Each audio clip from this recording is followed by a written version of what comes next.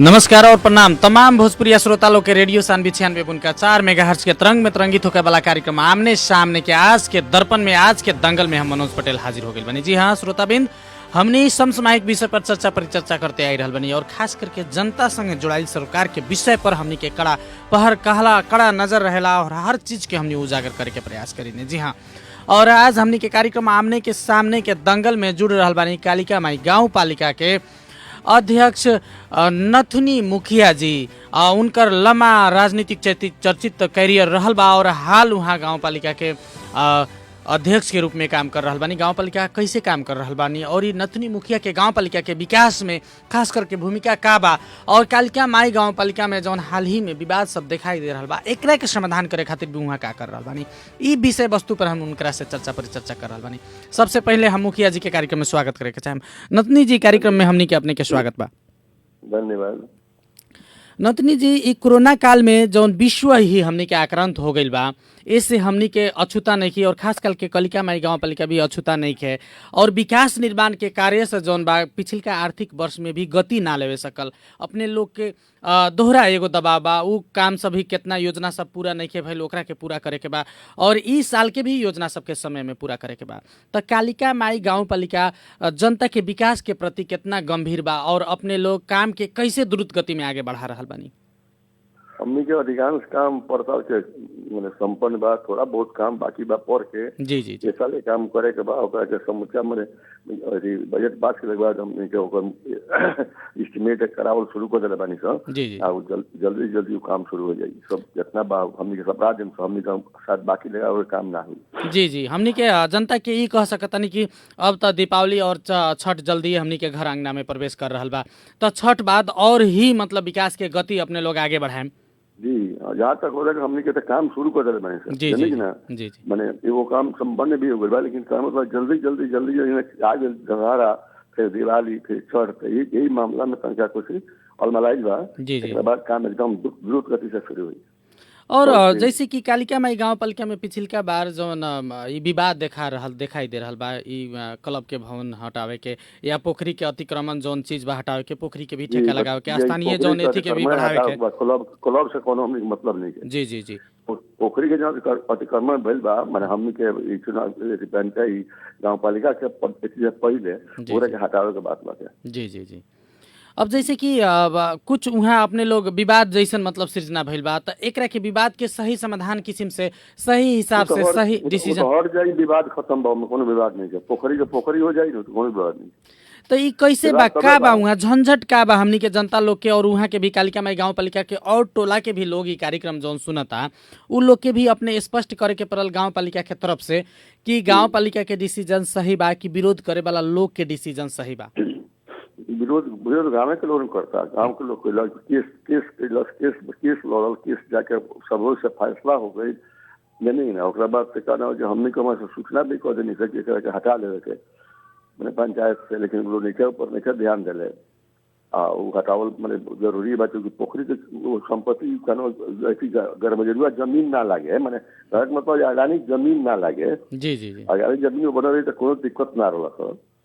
तो कैसन किस्म के जमीन बा एगो संस्था बिगाड़ के एगो बनावल जाए, बात सही नहीं। गाँव जबरदस्ती बनल बा। जी जी जी। है ना? जी जी जी।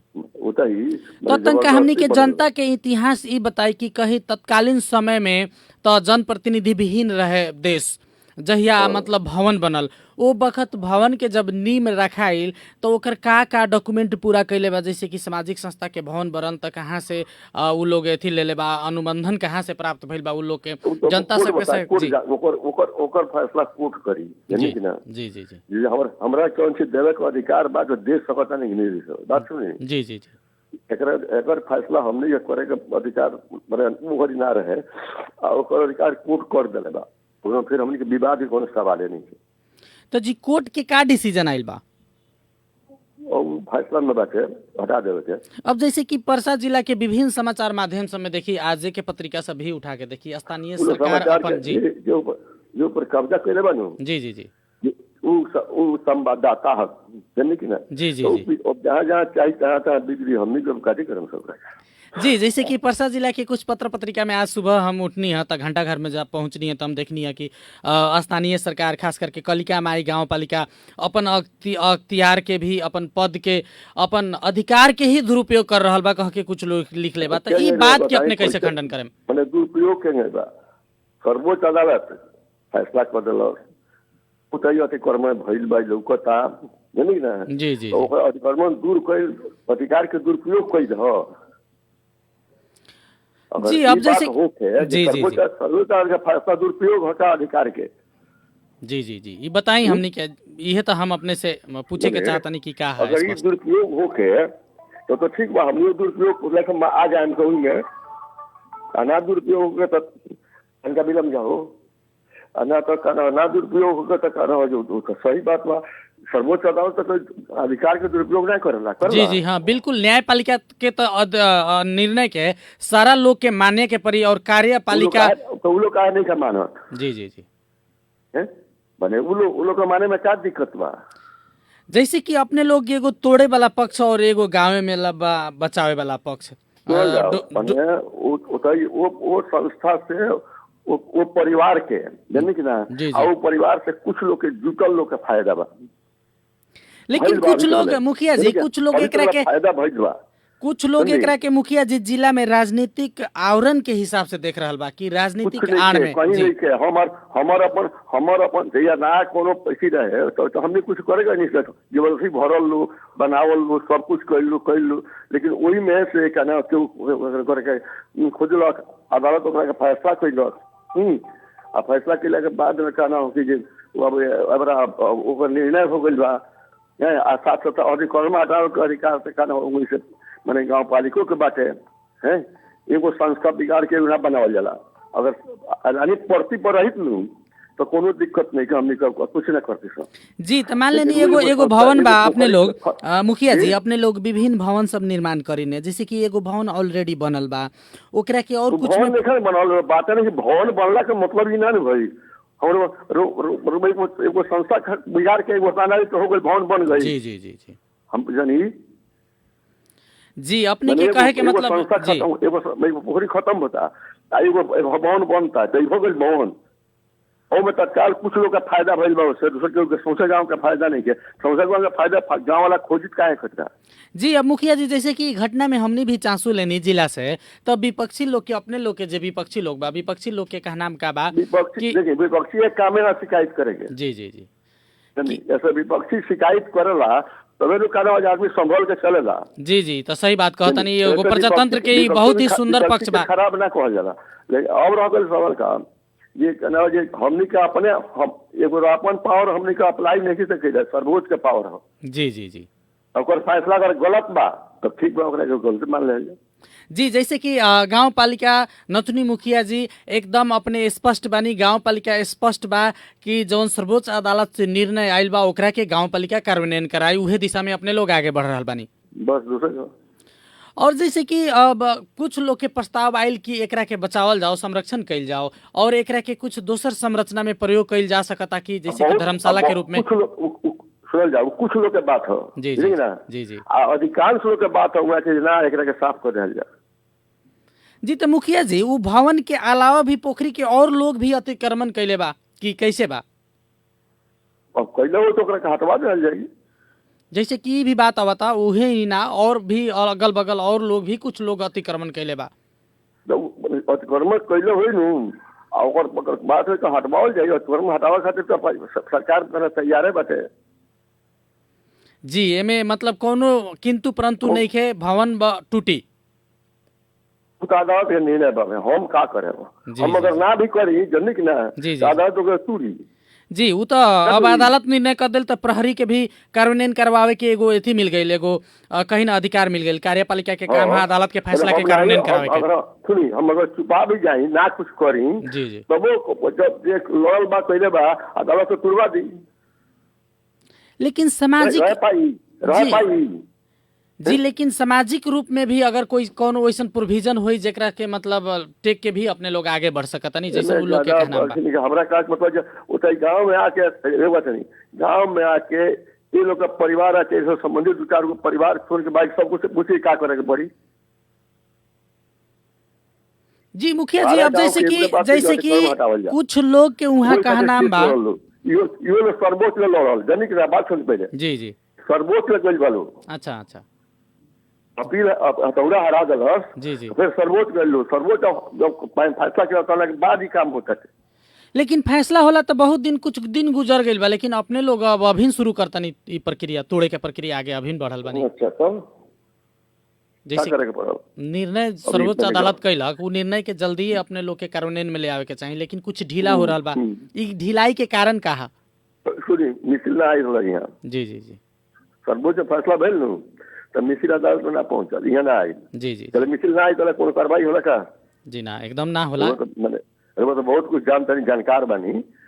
जब मिसिल ना आई तो कोनो कार्रवाई हुई, जी जी जी, आगे हो जाई ना हुई, लेकिन अब मिसिल आ गइल बा अपने लोग लगे। जी। मिसिल मिसिल हमनी के लगा ना अदालत में, यहाँ जिला अदालत में। जी मुखिया जी, चलिए हमनी के कार्यक्रम आमने सामने में अपने हमनी से बातचीत कर रहा बनी और दोसर विषय वस्तु पर भी हम अपने से बातचीत करें। अब जैसे कि कुछ लोग एकरा के एगो और हम ये विषय वस्तु पर एगो जिज्ञासा रख देवे के चाहतनी। कुछ लोग और जिला में जैसे कि अपने के स्थानीय निकाय में चाहे उ जेकरा के बचावे वाला लागे वाला जौन पक्ष बा, उ लोग के कहना का बा ई सब राजनीतिक खेल है, राजनीतिक समीकरण बनावे के खेल है। अब चुनाव के 17-18 जी वो लोग से कह दिए फैसला बदलवा दे, लोग हमने कोनो दिक्कत नहीं। जी जी मुखिया जी, कि पार्टी में ना रहला के कारण, दोसर पार्टी में प्रवेश करला के कारण, स्थानीय वडा अध्यक्ष के दबाव में सुनल जाना, पार्टी में रहला से या ना रहला से हमरा कौन ऐसी बात है। जी जी, हम कहियो उनका के पार्टी में ले आवे के चलऊ नहीं के ना हर पार्टी में रह के चाहले बारे जनी ना, जी, तो उसका कोनो फर्क नहीं के पड़त। उनका कोनो हम दुश्मनी नहीं कइले कहियो, अगर हमरा दुश्मनी कर सकता रहे। सवाल पैदा होता है जौन कानून कही, जो नियम कानून कहता ओकरा के उनका माने चाहिए, हमरो माने के चाहिए। जी तो मुखिया जी, जनता अपन गांव पालिका के जनता के अपने हमनी आज अपने के कार्यक्रम में और हमनी के बुलैले बानी, अपने के आमंत्रण कैले बानी, ई भी अपने स्पष्ट कर दी अपने के जनता लोग की कि नथुनी मुखिया से कालिका माई गांव पालिका के जनता के अहित होके वाला कोनो किस्म के निर्णय ना होकी, एकदम ना हुई। एमे जनता धुक रही, होकबो ना करी या कोई भइलो नहीं खे, यो जी, डाल जी। नहीं। हम केहू के बुराई करे के चाहबो ना करी ना, जी जी जी, जानी कि ना क्या ना करबो ना करे। कोनो क्योंकि लोग हमने के वो पोजीशन में पहुंच गइल बानी सर जी, कि जी। एकरा बाद अब हमने के ऊपरे जाए के बाद तो उतई हम काहे जाम कोनो गलती करे। जी। अब चलिए मुखिया जी, अब जैसे कि विकास निर्माण के जब भी बात आवेला, कुछ मतलब अपने के गांव पालिका में विगत में भी कुछ विवाद उवाद आ जाला, एकरा बाद में कभी प्रशासकीय अधिकृत परिवर्तन, कभी अपने जनप्रतिनिधि लोग में विवाद खींचातानी के कारण से भी विकास निर्माण प्रक्रिया बहुत ही प्रभावित होते आ रहा बा। तो अभिन भी अपने लोग के गांव पालिका में हम सुननी है कि हाल ही में अब प्रशासकीय अधिकृत के रूप में आगमन होके वाला बा, केहू नया प्रशासकीय अधिकृत के, तो ई कर्मचारी परिवर्तन के खेल में जनप्रतिनिधि लोग लागला के कारण से कोनो बात नहीं के हमने कोनो के सरकार का भेजा था करता, जी, जी। तो ओकरा के हमने के कोनो का करम सब अभी नहीं के बाद। लेकिन जनता तो ये बुझेला कि हम इतना चाहनी चाहिए कि जयचंद जी आई है, तो बात सही बात है। जी जी, लेकिन कहा क्या जब खाम मौका जब ऊपर के नियम बाकी ना परिवर्तन जब भेजल जाता है हाजिर का अपन काम कराई, जी, जी। अगर ये काम करे तो वो स्थिति में हमने के मैंने इनका के रखने का कोई बजाय नहीं खन, जी जी, इनका के परिवर्तन करे का हमने कोई विचार है ना, हमने कोनो द्वंद्व बा, जी जी जी, है ना जी। ना कर्मचारी से पदाधिकारी के द्वंद्व बा, न पदाधिकारी में अपना आपस में द्वंद्व बा, ऐसा कोनो द्वंद्व नहीं थे। जी हमनी के भी कहना में ये बा मुखिया जी, कर्मचारी जनप्रतिनिधि लोग और वहाँ के स्थानीय जनता जे अपने लोग के जनमत दे के जीतैले बा, तीनों पक्ष मिल के जब आगे ना बढ़ी तब विकास कैसे संभव बा? तब अच्छा ही बताएंगे, अगर मान लें द्वंद्व रही तो समूचा बचत जैसे कि ऐसे पहले भी अपने के गांव पालिका के प्रशासकीय अधिकृत हिसाबे किताब ना दिल कह के भी बात आई रहे, अपने लोग लम्बा एकरा खातिर लड़ाई भी लड़ने की, ओकरा के बुलावल जाओ, हिसाब किताब कइल जाओ।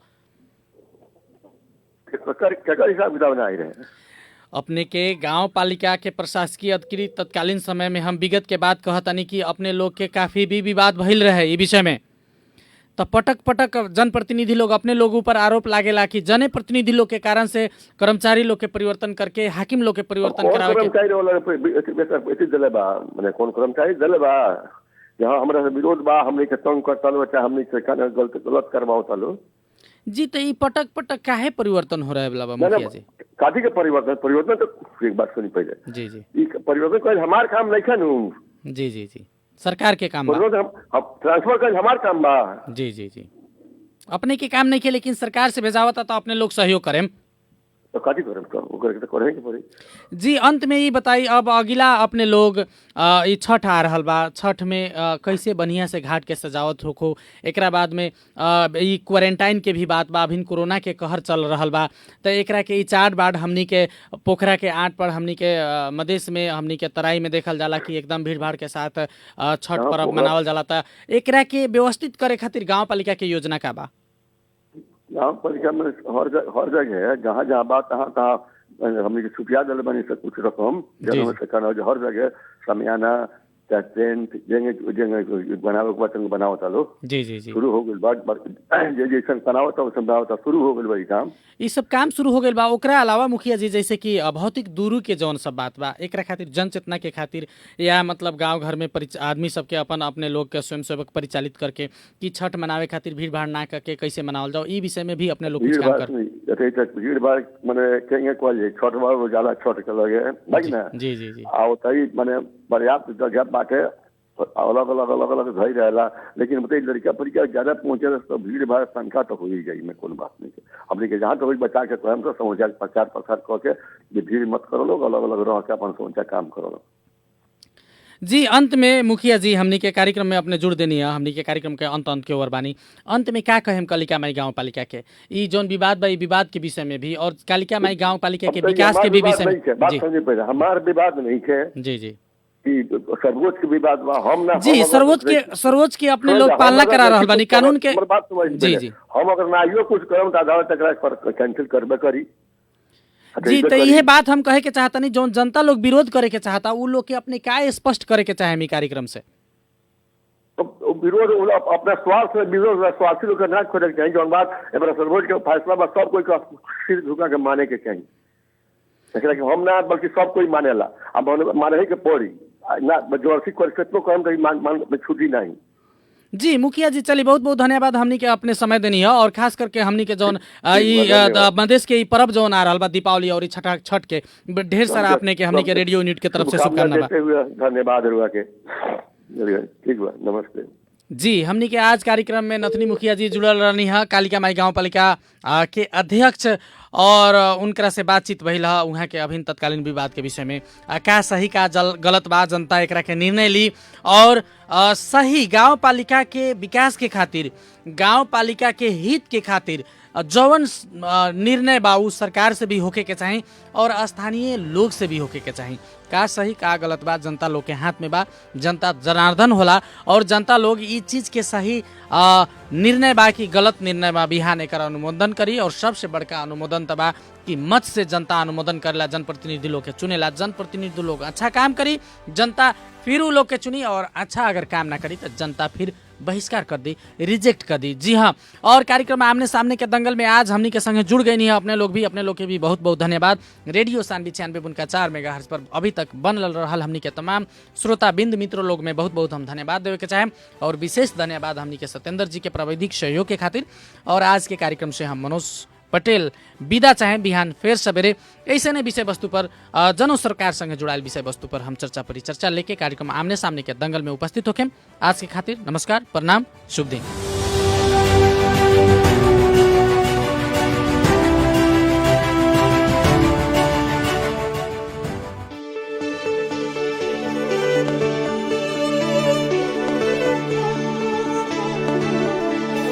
गाउँ शहर सारा गुन्जाउने यो हो radio Sanvi 96.4।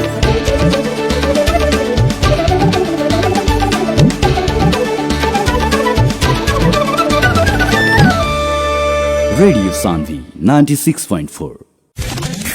Radio Sanvi time check अहिले 8 बजेको छ।